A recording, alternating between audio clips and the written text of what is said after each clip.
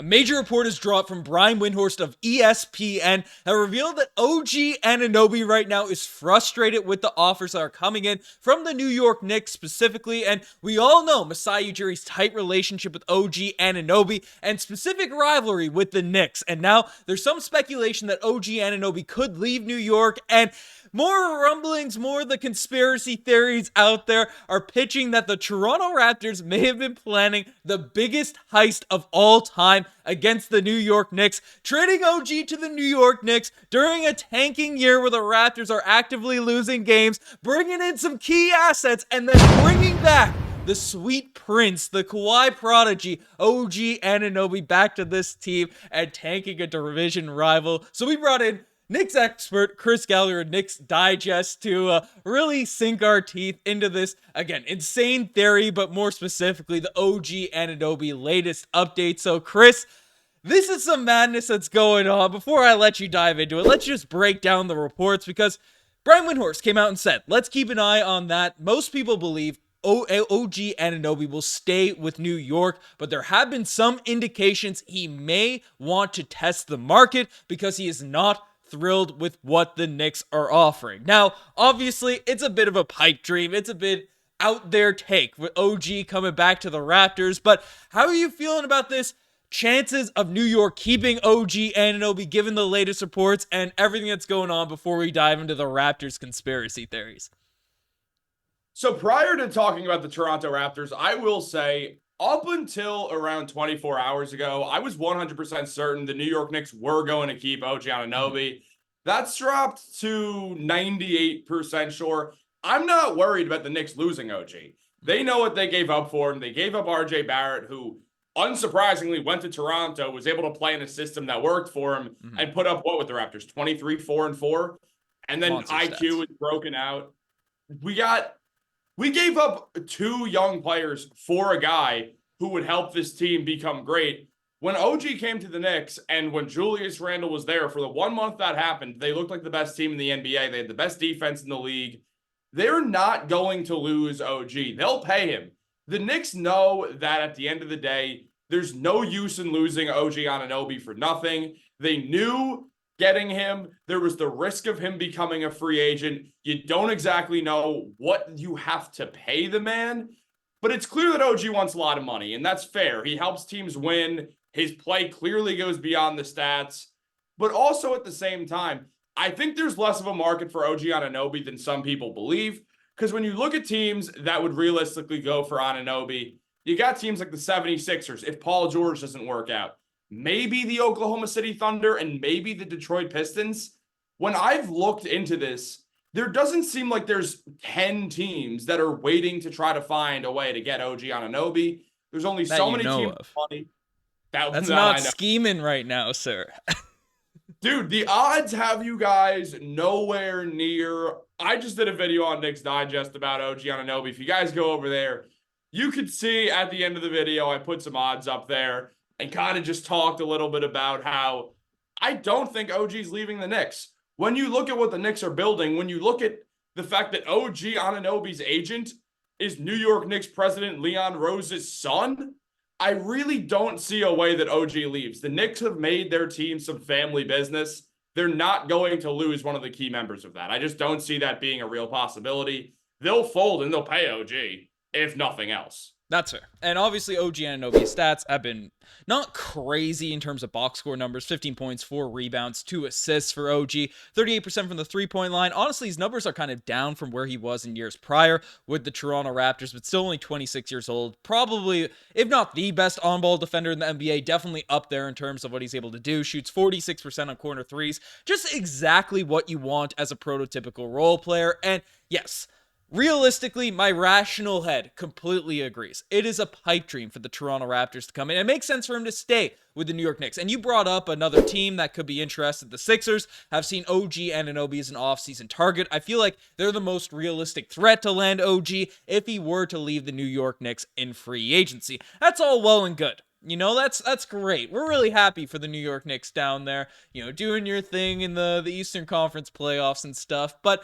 again, the betting odds, all these things, this can't be something that leaks. If this was planned, if this little conspiracy, this little idea that's thrown out there from the Toronto Raptors. This happens quick, this happens fast, and no one can know about it because that would be absolutely insane. So, Chris, let me sell you on why the Toronto Raptors are not favorites, are going to steal O.G. Anunoby this offseason in my delusional head. Why this needs to happen, because obviously right now the New York Knicks and Toronto Raptors, they have a bit of a history, right? The New York Knicks sued the Toronto Raptors for using ex-Knicks employee as a mole to steal scouting secrets. Just some frivolous lawsuit that your owner can come out there and say, hey, let's try to stick it to some guy that absolutely finessed me in the Carmelo Anthony trade, that finessed me in the Andrea Bargnani trade, that was essential in getting Jakob Poeltl, who landed us Kawhi Leonard. Chris, you essentially traded us Kawhi Leonard for Andrea Bargnani, but weird trade tree happening there. But that's going on here at this point. And then the Knicks were the only team to vote against Toronto's WNBA expansion franchise. If there's a team that Masai Ujiri is going to be petty enough with, if there's a player Masai Ujiri is going to be petty enough to do a crazy finesse, to do something along the lines of this, which would be immoral, which would be against all these business, all this type of stuff, it would be against the New York Knicks. We know the relationship between Masai Ujiri, O.G. Anunoby. Obviously, this is some tinfoil hat stuff happening, but how would Knicks fans feel, Chris? I want to know. Because again, we're probably not living in reality right now. The draft is coming around. This is the space that we're in at this point. But I want to know how Knicks fans would feel once July 1st, or whenever the official days come out when you can sign. If there's an O.G. Anunoby contract being signed with the Toronto Raptors, and, the Knicks get nothing, and also lost Immanuel Quickley and R.J. Barrett. Well, if that happened, shout out my co-host Dario Concha. He would have to make that video because I'd throw my computer right off my balcony. And then after that, I'd probably go to MSG, which I live 3 blocks from, walk in there, break in, find Leon Rose. I don't know why the hell he'd be in MSG, but he would be for the sake of this. And I'd probably just flip the hell out on him. Look, honestly, obviously, I don't think OG is going to go back to the Raptors. Yes, we sued you guys, but I don't know, maybe Ikechukwu Azatam shouldn't have stolen over 1,000 files from the Knicks. Get your security up. Get your defense up, bro. Get your defense up. Our defense. Yeah, I guess we have to get our security intel up, if anything, because Azatam's going in there taking files, all that. And I honestly don't know why the Knicks voted against the WNBA team. I won't lie, I found that kind of funny. Petty. Petty. Sure, it was petty. It was. Which is weird because you guys gave us a player that, made us the best team in the NBA when we were healthy. So how many conference finals wins you get this year? The same amount as the Toronto Raptors, or the same amount as Pascal Siakam too, but I digress. Well, I don't know if you've seen, but yours and every other Raptors fans, good friend Pascal Siakam is re-signing on a 4-year, $189 million deal with the Indiana Pacers. And on a separate note, I think the Pacers are going to flame out, but that's not for here or there. I'm a Knicks fan. I think people can understand why I have some animosity there. But with OG, he makes the Knicks a team that, even without Julius Randle being there, had OG Anunoby been healthy through the playoffs, the Knicks would have been in the conference finals. They probably would not have gotten swept in the conference finals. There's a lot of reason to believe that OG Anunoby, despite the numbers having him looking like a role player and kind of the fact that he is a role player, but he's one of the best in the sense that with the way the NBA has gone, you're not stacking your team up full of all-stars anymore. Your third best player on your team is probably going to be your best role player. That has been the case for most NBA teams. I mean, look at the Dallas Mavericks. They had 2 stars and a bunch of role players. They went to the NBA Finals. Stuff like that. When you look at a team like the Minnesota Timberwolves, they had 2 legit stars, all-stars in Anthony Edwards and Karl Anthony Towns. Then you have Rudy Gobert, maybe a little bit better than a role player, but you got role players like that. OG fits that mold of a guy who could be the 3rd best player on a championship team. Maybe fits a little better as a 4th best. Regardless, he's someone the Knicks see way too much value into having. Obviously, it would have been easier for the Raptors to win the championship had OG been healthy for that run in 2019. Mm-hmm. But he does have the ring. He's been there. The man knows how to win. He's on the roster. He was on the roster, and better yet, I talk about this with the Raptors and with the Heat and the Spurs a lot. They're just high-quality organizations. Players who join those teams, it's not a matter of where you're getting picked. It's a matter of what team is picking you, who's going to develop you. The Raptors have been great at that. The Heat have been great at that. The Spurs have been great at it. In the last 3 years or so, the Knicks have been good at it. When you look at high-quality teams, they're not going to make a trade like this, and this more goes towards the Knicks, but also does affect the Raptors with IQ, where you're not going to make a trade like this knowing there's a chance you could lose that guy in 4 months after you just traded. That you know of, Chris. Scottie Barnes is even hinting at it, sir.